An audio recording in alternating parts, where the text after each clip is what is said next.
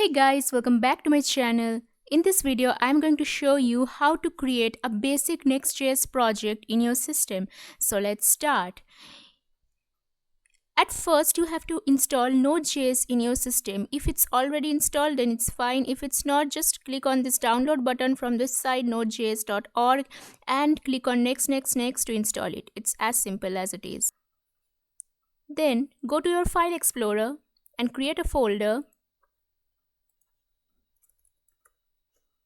I have created a folder and now I will open it with VS Code. Right click, show more options, open with code. As you can see, this is the official website of Next.js. From here, if you click on this installation, you can see here this is the command to create a Next.js project, npx create next app @latest. So go to your VS Code where the folder is opened. Open the terminal, click on terminal and new terminal and paste the command here.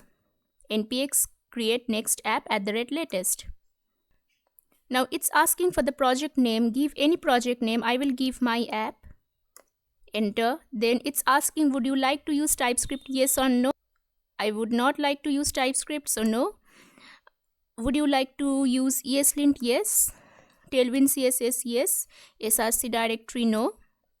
App router? Yes. These options you can choose as per your wish. And would you like to customize default import alias? I would give no.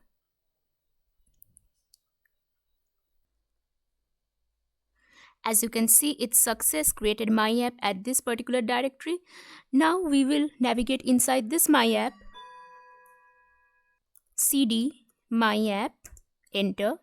To run the application, we will give the command npm run dev.